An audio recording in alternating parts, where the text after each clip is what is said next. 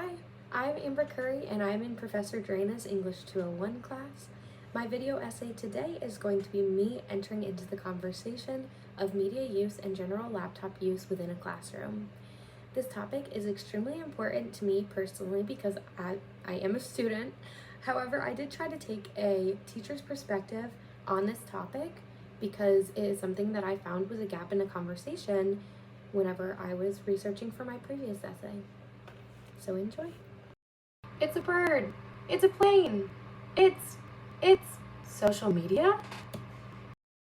Addressing the elephant in the classroom. Laptops. In the age of technology, the emergence of social media platforms within the classroom has posed some positive and some negative implications on effective learning. Social media can be helpful within learning communities and in classrooms if used correctly. For example, if a teacher assigns students with group work, social media is undoubtedly a great way for students and groups of students to communicate amongst themselves and effectively work on assignments together. In pre- and post-COVID education, teachers have begun integrating social media use into their teaching plans. From online classes to small learning communities, social media can be used beneficially to enhance student learning outcomes and stay connected even when people are not together. Another benefit of social media within the classroom is the fact that social media can help educators relate better to their students. Students may become more engaged with material if it is more relatable with them. Teachers report higher connectedness with students and families regarding grades and other important communications.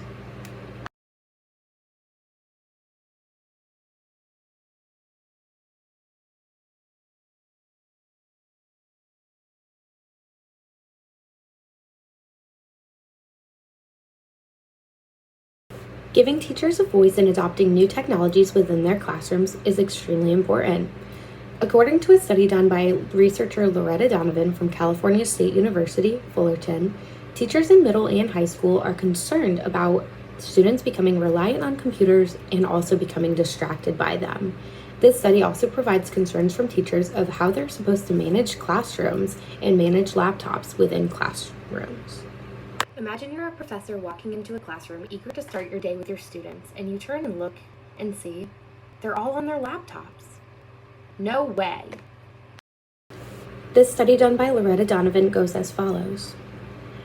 A total of 17 middle and high school teachers and 2 school administrators completed a survey with questions on a Likert scale ranging from 1 to 10 on how strongly they felt about certain concerns pertaining to media use within the classroom.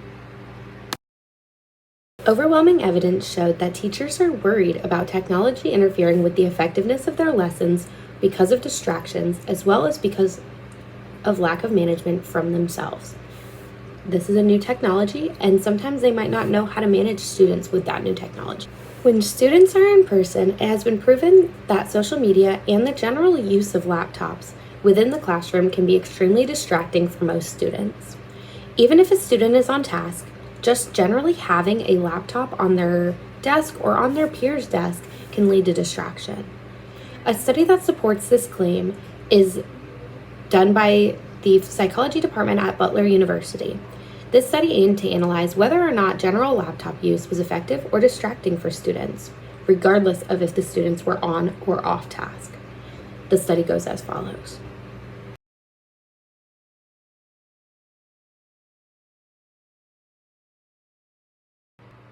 "62 undergraduate students participated in this study. The student was presented with a 19-slide PowerPoint followed by a 20-question quiz. The participant either sat next to, in front of, or behind someone who was using a laptop. Participants took notes on paper. As hypothesized by the researchers, participants performed better on the questions from the post-lecture quiz that asked about material covered when the Confederate was on task. Their study provided evidence that being in view of a multitasking peer while trying to take notes by hand is distracting to students regardless of the position of the Confederate. Whether they were in front of the person, behind the person, or next to the person, it didn't matter.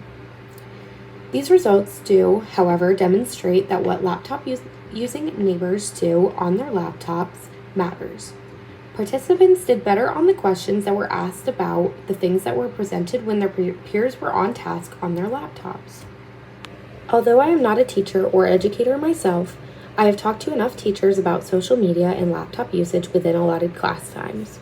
The general consensus from my previous teachers is that it creates an environment where teachers are unable to read students' social cues and understand if the student is actually understanding the material or if they have been distracted by a laptop.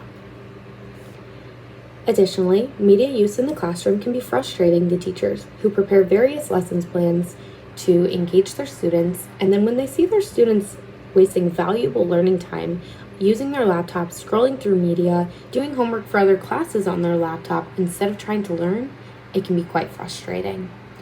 The majority of teachers have genuine concerns about how the integration of laptops into the school environment will impact themselves as well as their students because of distractions. These are genuine concerns from teachers, and they have been backed up by the 2 studies that I've provided in this video. This is what leads me to believe that social media and general laptop usage within a classroom during allotted class time can be extremely distracting and frustrating for teachers. Students are unable to learn effectively because they've been distracted by their laptop or another person's laptop. The usage of media outside of the classroom to connect with students or peers or do homework online even outside of allotted classroom times might be pretty effective. It just depends on how you use it. Social media can be helpful within learning communities and classrooms if used correctly. If you are an educator yourself, I hope that my video inspired you to make changes in your own classroom. Changes such as moving all of the students who insist on using a laptop to the back of the room or out of the line of sight of other students, or maybe just encouraging students to take notes on paper, maybe using printouts or using fill in the blanks or something of that sort. It could honestly really change the way that your students learn. Thank you so much for watching this video, and I really hope that you enjoyed.